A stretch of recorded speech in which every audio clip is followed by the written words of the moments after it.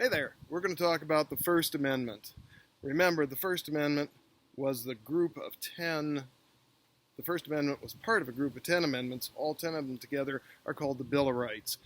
They wrote the Constitution 1787, but they were smart enough to know that they would need to change it or update it once in a while. So they have a process for adding amendments. And this is the very first one, and arguably the most important one. You will read about it more than you'll read about any other amendment. To date, there have been over 25 amendments, but the First Amendment, 1791, it's actually 5 or 6 or 7 small amendments kind of glued together. We're going to look at it and go through it point by point. The question you want to ask yourself is, what would the world be like if there were no First Amendment? What would life be like? Realize there are countries where there is no First Amendment right to these things. So let's take a look and see what's in the First Amendment. All right, let's take a look at the First Amendment.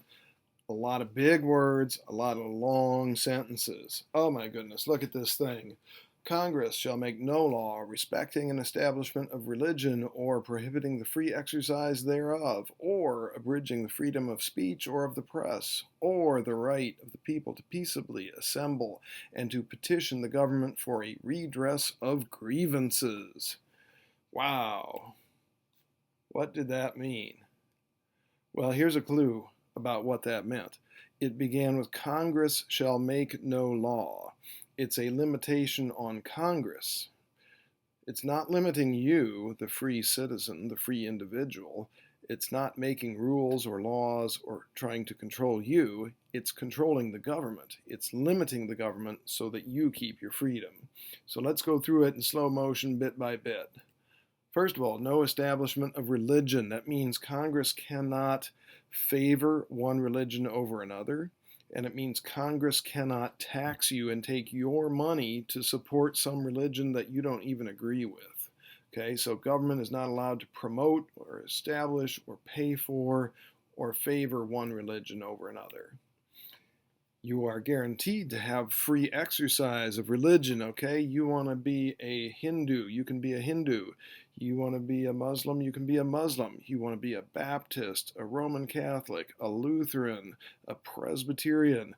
If you want to be a Buddhist, if you want to be Jewish, you get to do it. You get to go to a synagogue, a church, a mosque, a temple. You get to do it. Nobody should limit your ability to do your religion. Freedom of the press. You can write down your thoughts, your opinions, your beliefs, and pass them out, print them up. Freedom of speech. You get to say what you want to say. You can say it in a conversation to your friend. You can say it on cable TV. You can say it in the internet. The right to assemble. You get to gather with groups of people.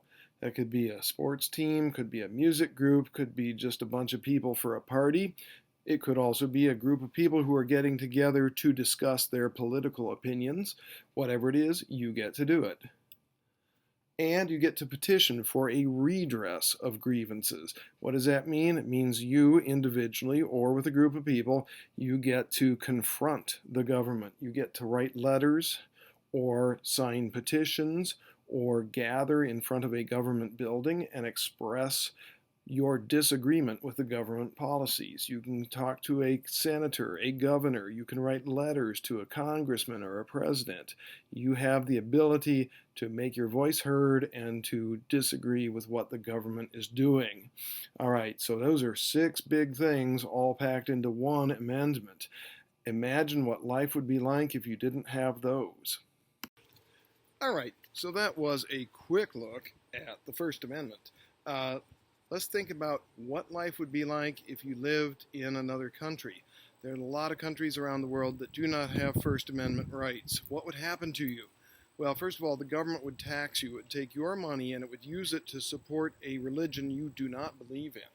They would take your money in the form of taxes and support some other religion, not your religion. Secondly, they would not necessarily allow you to practice your religion, even while they forced you to support some different religion. That's what happens in other countries. You would not be allowed to say or write your political beliefs, your personal beliefs, your opinions, no freedom of speech, no freedom of the press. You would not be allowed to simply get together with a group of friends. You couldn't say, hey, I'm going to have 30 people in my backyard and we're going to grill hamburgers and have a party. There are countries where you actually have to apply to the local police to have more than 10 people gathering in one place. That's a First Amendment right. Finally, the right to petition for redress of grievances. That means individually or together with a group of people, you can talk to your congressman or you can write a letter to your congressman, your senator, your governor, and say, hey, I don't like the way things are. We need to find a way to change it. Right? Those are all the things that you have in this country that you might not get and probably would not get in a number of other countries around the world. That's the First Amendment. That's all for now. Talk to you later. Bye-bye.